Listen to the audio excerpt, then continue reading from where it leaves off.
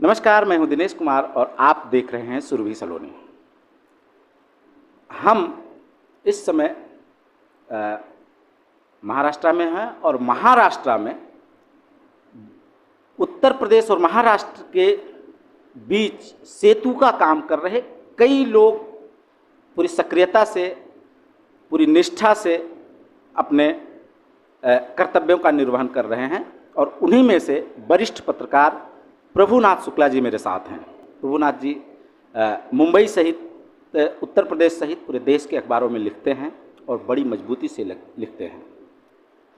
आज हम इनसे पत्रकारिता पे बात करेंगे, राजनीति पे बात करेंगे और सामाजिक बदलावों को लेकर भी बात करेंगे। तो आइए शुरू करते हैं प्रभुनाथ जी से।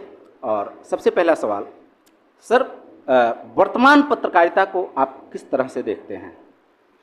बहुत बहुत दिनेश जी, सबसे पहले मैं महाराष्ट्र की धरती पर आपको नमस्कार करता हूं और एक लब्ध प्रतिष्ठित मैगजीन सुरभि सलोनी का आप संपादक हैं। मैं सुरभि सलोनी 95 से पढ़ता आ रहा हूं और आपसे जुड़ा हुआ हूं, उसमें आलेख भेजता हूं। इतनी स्तरीय पत्रिका मैंने जो है आज के दौर में नहीं देखी है, इसके लिए आपको बहुत बहुत साधुवाद। सवाल जो है, देखिए, आपने जो पत्रकारिता के संबंध में किया है, ये आपने एक बार और सवाल दोहराइए, आपने किया है सवाल जो है, ये पत्रकारिता जो है, आज की पत्रकारिता जो है ग्लैमरस जी, आज में जो पत्रकारिता का मूलभूत ढांचा है वो कहीं न कहीं से दरक रहा है और जिसको हम संभाल नहीं पा रहे हैं। आज पूरी पत्रकारिता, पूरी जर्नलिज्म जो है वो एक तरह से बिजनेस पे आधारित है। जो ज़मीनी जुड़ाव पत्रकारिता में होना चाहिए, जो ज़मीनी स्तर के पत्रकार होने चाहिए, वो हैं या तो लिख नहीं पा रहे हैं, या तो हैं या वो लिखना नहीं चाहते हैं, या उनकी कोई मजबूरी है, या पत्रकारिता का जो ट्रेंड बदल गया है इसलिए वो अपने को अलग रखना चाहते हैं। सर, जहाँ तक आप कह रहे हैं कि व्यावसायिक पत्रकारिता, तो व्यावसायिक पत्रकारिता की ज़रूरत पहले भी थी, आज भी है, क्योंकि भाई चलाना है, अखबार चलाना है, पत्रिका चलाना है, लोग व्यावसायिक रहे हैं। लेकिन पहले जो था वो इन सब के बावजूद भी लोग जनता की आवाज़ बनते थे, लेकिन आज उसमें कहीं ना कहीं कमी आ रही है। तो इसको आप कैसे देखते हैं, क्या वजह रही है इसके पीछे? देखिए दिनेश जी, आप सही बात करते हैं, पत्रकारिता में व्यावसायिकता आवश्यक है, लेकिन व्यावसायिकता और पत्रकारिता दोनों एक साथ आज के दौर की ज़रूरत भी हो गई है, क्योंकि अब पत्रकारिता है वो उसका जो वो है विस्तार है, वो गांव से लेकर शहर तक पूरा ग्लोबलाइज हो गई है पत्रकारिता जी। आज की पत्रकारिता ग्लोबलाइज है। और आप जैसे आज का सोशल मीडिया मंच आ गया है, वर्चुअल मंच आ गया है, तो अब पत्रकारिता किसी के हाथ की बपौती नहीं रह गई है कि मैं केवल पत्रकार हूँ, मेरा अखबार ही मैं सबसे बड़ा संपादक हूँ। अब कुछ नहीं है ऐसा। अब तो बड़े बड़े अखबार, बड़े बड़े मैगजीन, बड़े बड़े संस्थान वर्चुअल मीडिया का अनुसरण कर रहे हैं, वो फॉलोअर कर रहे हैं। सबके यहाँ आप देख रहे हैं बड़े बड़े अखबारों में फेसबुक से और ट्विटर से सारे के लिए कॉलम बने हैं, जो अच्छे बयान आते हैं, जो अच्छे आर्टिकल आते हैं, फट से लगा दिए जाते हैं। लेकिन फिर भी पत्रकारिता आज के दौर में भी मिशन है जी। पत्रकारिता आज के दौर में भी मिशन होता है। हम सिर्फ शुद्ध और व्यावसायिक पत्रकारिता को नहीं मान सकते हैं। ठीक है, पत्रकारिता अपने संस्थान को चलाने के लिए, अपनी मैगजीन चलाने के लिए, अखबार चलाने के लिए पैसा आवश्यक है। पैसा कहाँ से आएगा? विज्ञापन से आएगा। जब विज्ञापन से आएगा तो कहीं न कहीं हमको उसके लिए स्थान देना पड़ेगा, और वो स्थान देना पड़ेगा तो आज हमारी मजबूरियां भी हैं। आप समझ रहे हैं, मैं खुल के नहीं कहना चाहता हूँ। तो व्यावसायिक हमारी मजबूरियां हैं, कहीं न कहीं आपसे तारतम्य लेना पड़ेगा। लेकिन एक बात सोचिए, आप व्यवसाय में रहिए, आप और व्यवसायिक करिए, विज्ञापन निकालिए, सब कुछ निकालिए, लेकिन कहीं पत्रकारिता की जो मूल आत्मा है, जो पत्रकारिता की मूल थीम है, वो जिंदा रखिए। आज तो पूरी दुनिया ग्लोबल है, हमारे देश में लाखों अखबार निकल रहे हैं। अब तो यूट्यूब, फेसबुक और इंस्टाग्राम तमाम दौर आ गया। आप मुट्ठी में पत्रकारिता को कैद नहीं कर सकते हैं ना। आप मत लिखिए हमारा आलेख, आप मत छापिए हमारा समाचार, हम डाल देंगे फेसबुक पर, हम वायरल हो जाएंगे। आज की मीडिया क्या है? Viral media. और वायरल मीडिया का बड़े बड़े लोग अनुसरण कर रहे हैं, बड़े बड़े अखबार अनुसरण कर रहे हैं, बड़े बड़े सोशल साइटें अनुसरण कर रही हैं। तो आप कहाँ दौड़ रहोगे? आप तो पत्रकारिता मुट्ठी से बाहर निकल गई है, ग्लोबल हो चुकी है। लेकिन फिर भी अगर आप पत्रकारिता से जुड़े हुए हैं तो आपका धर्म होना चाहिए, समाज के प्रति होना चाहिए, नैतिकता होना चाहिए कि हमको क्या परोसना है। ठीक है, आज की ग्लैमर दुनिया है, आप परोसिए, लेकिन तमाम हमारे बगल में ही कोई खाने के लिए मर रहा हो, कोई विकास न हो, कोई डेवलपमेंट न हो, सड़कें न हो, पुल न हो, तो उसके लिए आप क्या करते हैं? सर, कहीं कहीं माना जाता है कि राजनीतिक दबाव पत्रकारिता पे बढ़ा है। आप इसको कैसे देखते हैं? क्या सच में इस तरह से बातें हैं? देखिए दिनेश जी, राजनीतिक दबाव तो हर सरकारों में बढ़ता है, जी। हर सरकारों में रहा, ये कोई नई बात नहीं है। हम्म, उस दौर में भी कभी इमरजेंसी लागू हुई थी, एक दौर था इमरजेंसी का दौर। बिल्कुल, बिल्कुल। तो आज भी कोई न कोई ऐसे रहते हैं भाई, जो सरकारें रहती हैं, जो सत्ता रहती हैं, अपनी व्यवस्था से कुछ इनको चलाना चाहती हैं। तो ये हर सरकारों में रहा है, कोई एक सरकार की बात नहीं है। किसी में कम रहा होगा, किसी में ज़्यादा रहा होगा। अब उसको हम कितना झेल पाते हैं, हाँ। कितना हम मैनेज कर पाते हैं, और उस पत्रकारिता को हम कितना बचा के रखना चाहते हैं, ये भी मेरे लिए चुनौती है। तो ऐसे में जो भी हो, हमको मैनेज करके हर व्यवस्था को चलना है, लेकिन सत्यता कहीं न मर जाए, सत्ता कहीं दम न घुट जाए, पत्रकारिता कहीं एकदम नंगी न हो जाए, इसको भी हमें देखना है। जो आप चूँकि भदोही उत्तर प्रदेश से बिलोंग करते हैं, जी जी, और ग्रामीण पत्रकारिता हमेशा से ही भले लाइमलाइट में ना रहे, बड़े बड़े काम किए हैं। जैसे राम रहीम का मामला ग्रामीण पत्रकारों ने उठाया, और जी। भी तमाम मामले उठाए। तो इस दौर में सोशल मीडिया और लाइमलाइट और दुनिया भर के जो तामझाम चल रहे हैं, इस बीच फिर से ग्रामीण पत्रकारिता को आप कहाँ देखते हैं? देखिए ग्रामीण पत्रकारिता भी अब जो जमीनी पत्रकारिता है, देखिए गांव में क्या होना चाहिए, गांव में ग्रामीण पत्रकारिता क्या है, आप क्या दिखना चाहते हैं? गांव में अस्पताल सुविधाएं होनी चाहिए, जी। गांव में सड़कें होना चाहिए, गांव में पुल होना चाहिए, गांव में कृषि के लिए आप क्या लिख सकते हैं, किसान कितना बदहाल है, महंगाई कितना चरम पर है, बेगारी कितना उत्कर्ष पर है। तो लोगों के लिए ये चाहिए पत्रकारिता। आप नेता ने बयान क्या दिया, बड़े हेडलाइन में आपने छाप दिया, उसको यूट्यूबर में चला दिए आप, और नेता की प्रशंसा हो गई, तो उससे पत्रकारिता थोड़ी चलती है। बिल्कुल। पत्रकारिता के लिए तो जमीनी स्तर चाहिए ना। हमारा किसान भाई कितना मर रहा है, आलू की कीमतें कितनी घट गई हैं, आपके यहाँ देखिए वो प्याज की स्थिति क्या है जो है, तो किसानों को मूल्य मिल रहा है कि नहीं मिल रहा है। तो हमको जो जेन्युइन जमीनी स्तर की बातें हैं, तो पत्रकारिता हमको वो आनी चाहिए। केवल आप पत्रकारिता में केवल राजनीति छापेंगे, पत्रकारिता में केवल ग्लैमरस छापेंगे, ये पत्रकारिता नहीं है। आप सब छापिए, लेकिन नेता से सवाल भी करिए। हमारे यहाँ की सड़कें टूटी हैं, हमारे यहाँ का पुल नहीं है, आप 5 साल बाद वादा किए थे, क्या किया? ये चीज़ें नहीं हो पा रही हैं। सबसे बड़ा आश्चर्य एक चीज़ देखने को मिल रहा है, किसान गायब है पूरी पत्रकारिता से। ये किसान ही नहीं, सर्वहारा गायब है। आप सर्वहारा की बात करिए, किसान ही नहीं, किसान तो ऑलरेडी सर्वहारा है। किसान तो ऑलरेडी वो क्या है बेचारा, गर्मी में, धूप में, बारिश में तपता रहता है, मिलता क्या है?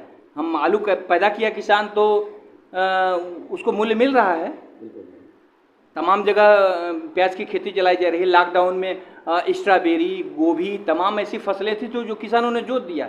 क्योंकि भारत में आज भारत ऐसा देश है कि पूरी दुनिया का पेट भर सकता है। बिल्कुल, इतना चुनौती है भारत में जो है।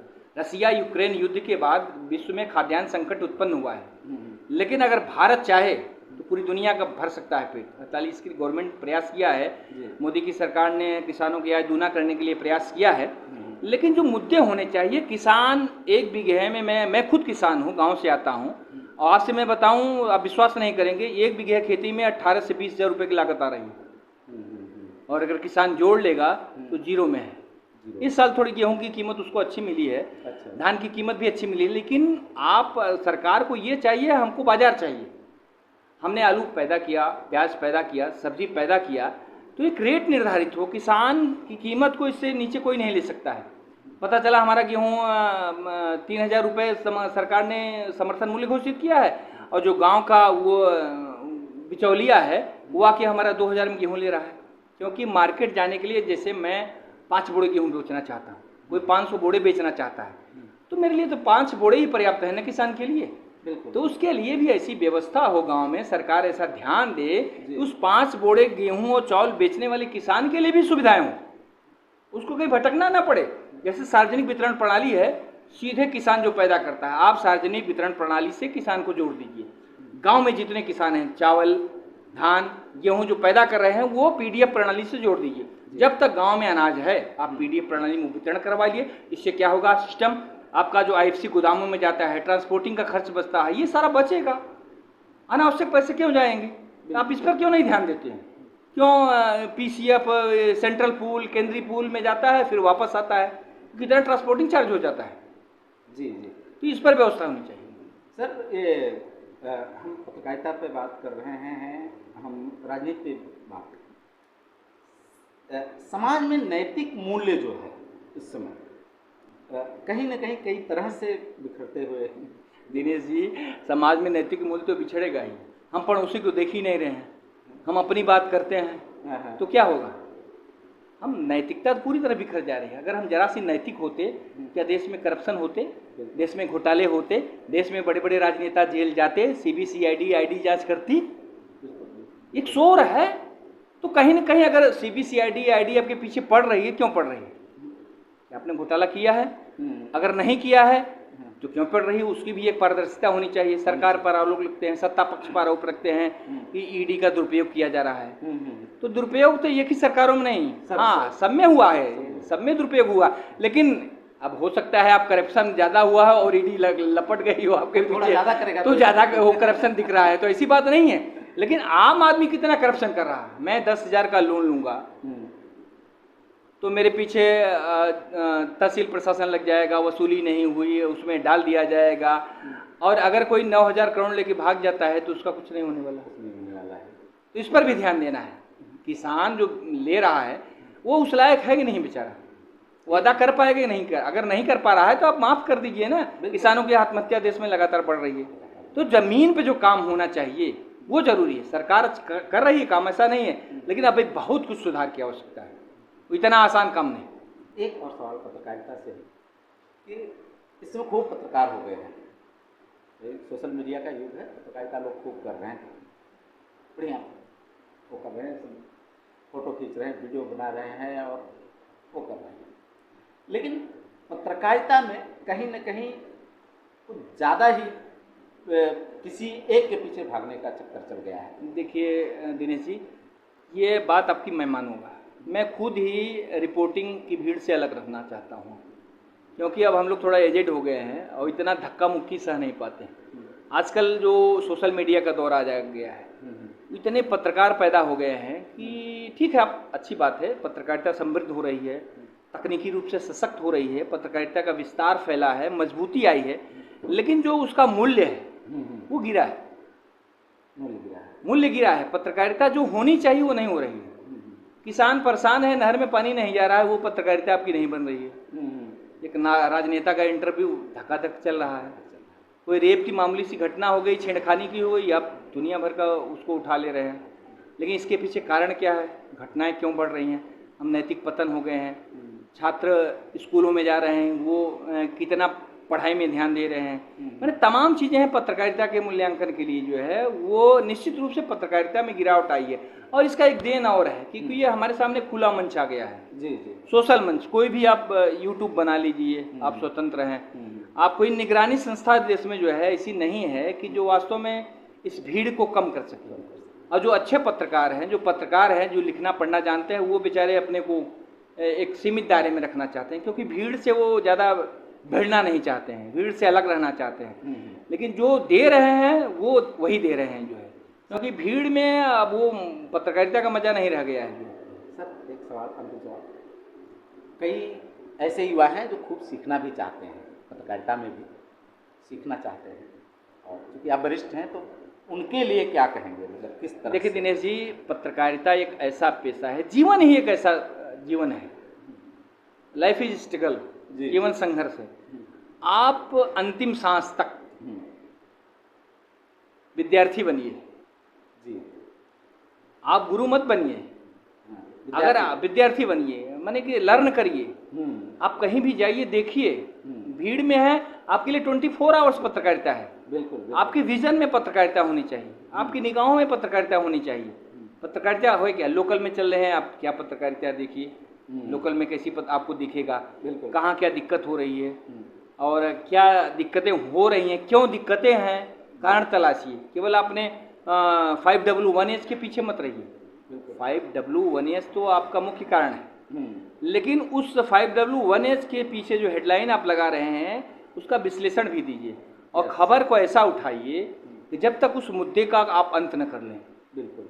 जैसे कोई अब घटना हो गई, कोई बड़ी हादसे हो या कोई किसी स्टोरी उठा लिए मुंबई पर या गांव में किसान पर, किसी पर, जब तक उस पर अंजाम तक ना पहुंचा दें, क्योंकि पाठक आपको पढ़ना चाहता है। आलोक का तो जमाना ही खत्म हो गया। खत्म, बिल्कुल खत्म हो गया। आपने एक स्टोरी फाइल की, हाँ। क्योंकि इसलिए खत्म हो गया दिनेश जी, हम लोग जब लिखते थे तो 10-10 दिन तक फॉलोअप चलते थे। हाँ 10-10 दिन, 15-15 दिन मैंने फॉलोअप लिखा है जो है। वही एक घटना हमारे जिले में हुई थी, बड़ा मर्डर हुआ था। हम लोगों ने मिलकर जो है करीब 10 दिन तक हमने फॉलोअप, 15 दिन आपको तो मैं अभी भी देखता हूँ कई खबरों की फॉलोअप करते हैं। मैंने फॉलोअप, आप पाठक आपकी जो खबरों की प्यास है जो है जी, उसको शांत करना चाहता है। आपने एक सूचनात्मक इन्फॉर्मेशन दे दिया। इन्फॉर्मेशन, न्यूज क्या होती है? न्यूज जो है सूचनात्मक इन्फॉर्मेशन होती है जी, और उस सूचना के बाद उसके पीछे है क्या, है। हत्या क्यों हुई, और राजनीति हटाए गए तो क्यों हटाए गए, उनको टिकट बांट के उनको दिया गया, क्यों दिया गया, तो किसान ने आत्महत्या क्यों की, खाद बीज की किल्लत क्यों है। आपने तो इन्फॉर्म दे दिया, गवर्नमेंट के हवाले से एक सरकारी अधिकारी की बैठ दे दी कि फला फला ने कहा ऐसा है वैसा है, ठीक है। लेकिन आप उसके पीछे जाएंगे ना, ये कारण क्या हो रहा है, कहीं ब्लैक मार्केटिंग नहीं हो रही है, खाद मिल नहीं रही, क्या कारण है? हाँ, इस हत्या के पीछे कौन कौन से लोग जुटे हुए थे, तो थोड़ा उसमें साहस भी दिखाना पड़ेगा। डेयरिंग पत्रकारिता ऐसी नहीं थी आप केवल सूचनात्मक पत्रकारिता से काम चलेगा, और आप कुछ अलग हट के देना चाहते हैं। आप चाहे ठीक है, आप हम भाव को नहीं रोक सकते, ये भाव का दौर है।